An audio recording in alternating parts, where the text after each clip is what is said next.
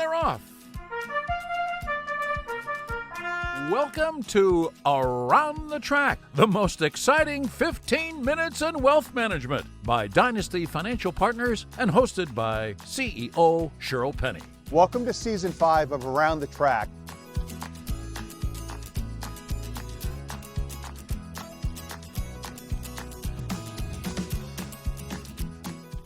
Hello, and welcome to another edition of Around the Track, the most exciting 15 minutes in wealth management.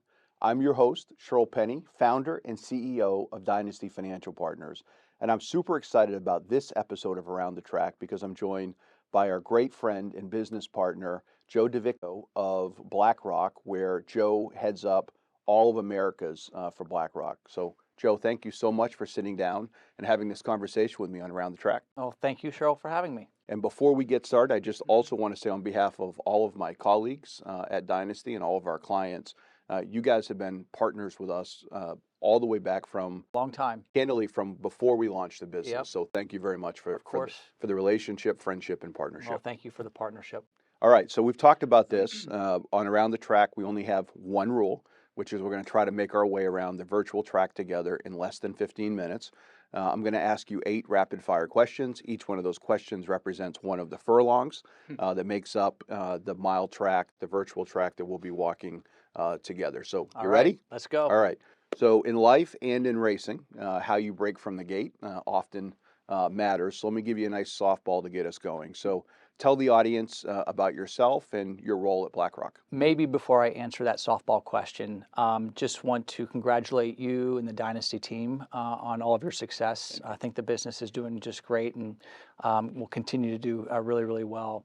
Just getting started. Just getting started. And secondly, thank you for really leaning into community. I know these past number of months have been really difficult here in the St. Pete area, and everything that you personally have done in the Dynasty team, grateful. So thank you very, very much for that.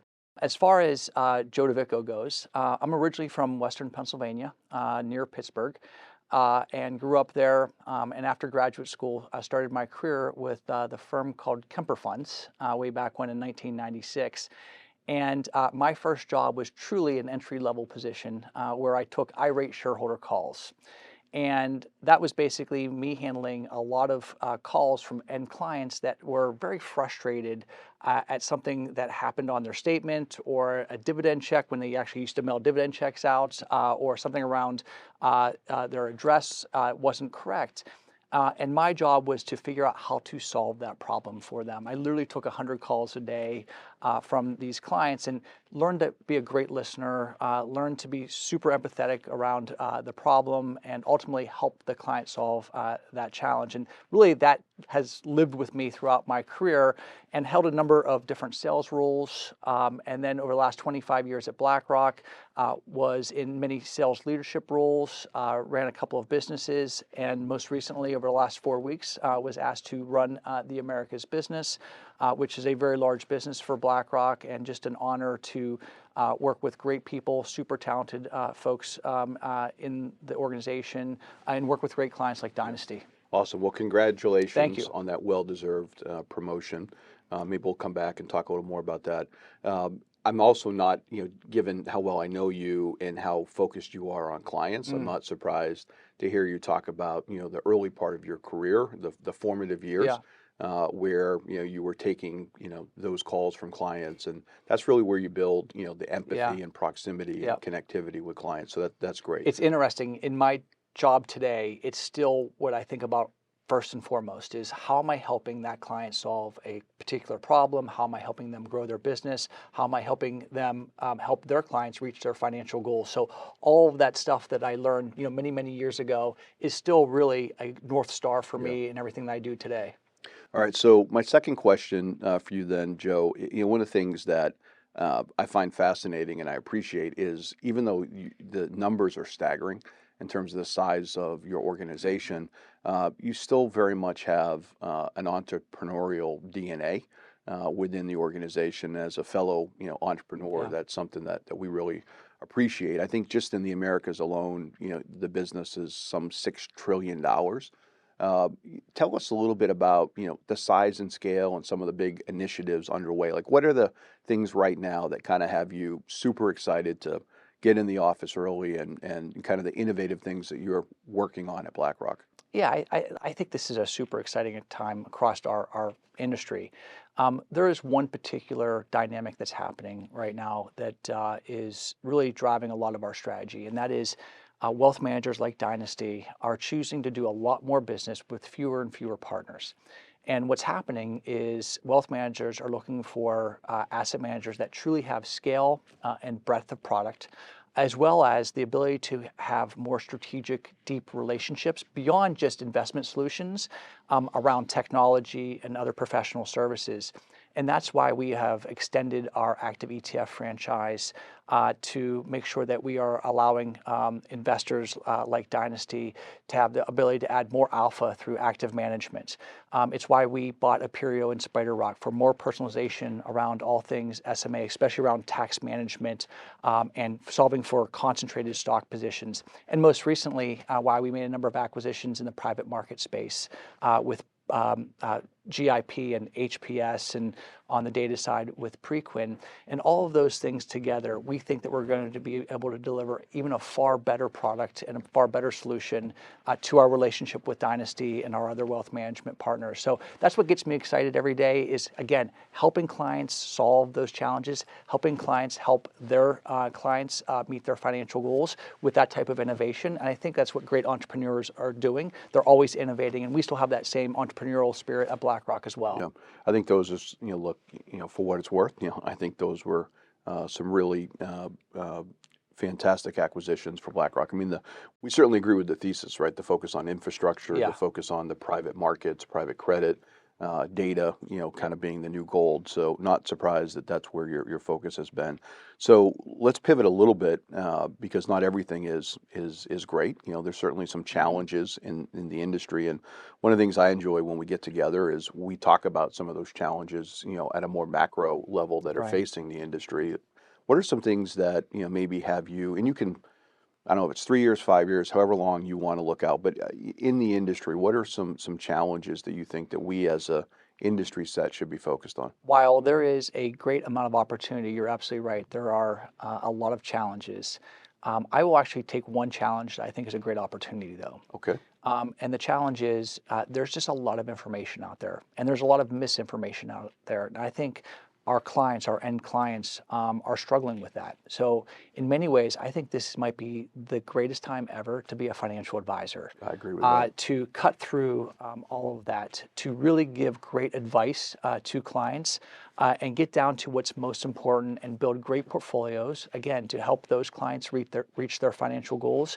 So with all of the information and all of that misinformation, I think great advice is at a premium right now. So I think over the next 5, 10, 15 years, don't know the exact time frame, this is really the moment for great advisors to lean into this, where I think our clients need the most help. So while it's a big challenge because of so much information out there, I think it's a great opportunity for advisors to really add incredible advice to their clients. Yeah, I couldn't agree more.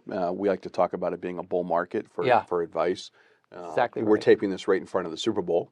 So I like to say also it's the advisor's Super Bowl right now, right? It's a moment in time where there's fewer advisors to deliver more people who need advice, great advice, and to do it, in an independent way, right? We're biased because we're obviously on the independent side, but we think it's very early and the growth opportunity is significant.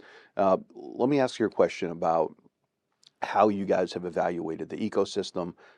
Recently within the last year, you made an investment in Dynasty, which again, super appreciative of. And some people maybe don't know this, but going back before we even launched the business, Rob Capito, has been a mentor of mine and someone that I could go to and bounce ideas around. He actually helped think through, some of the early parts of the business plan, which I'll forever be grateful for. But as you think about, how you invest your time, energy, resources, and ultimately capital, why did it make sense along the lines of further partnering and investing in Dynasty? It was actually a really easy decision for us.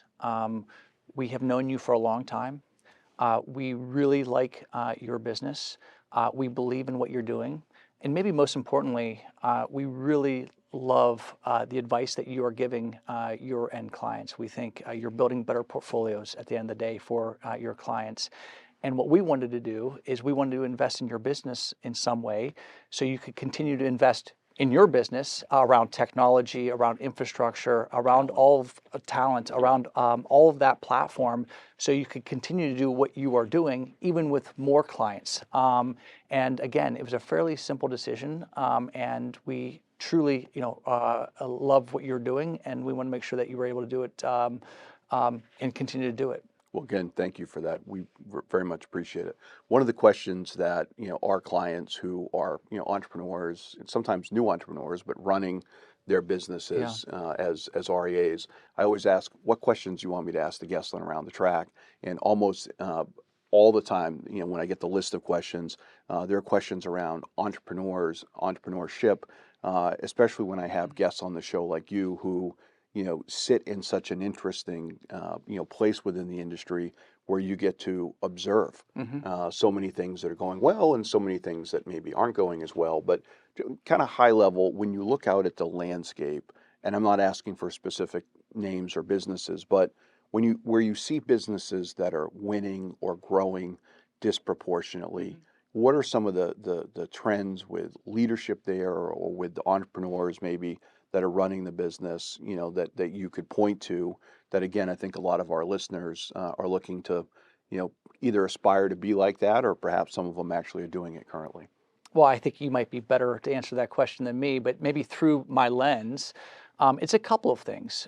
One is when building a strategy, I have found the most successful entrepreneurs and business leaders are using their client and their teams as their North Star. Understanding what the client is trying to do, understand where the client is going, and getting great insight and feedback from their teams that are talking to those clients every day. It is really hard to write a bad strategy when you're using your client and your teams to help inform that. The second part of success comes in the form of constant innovation.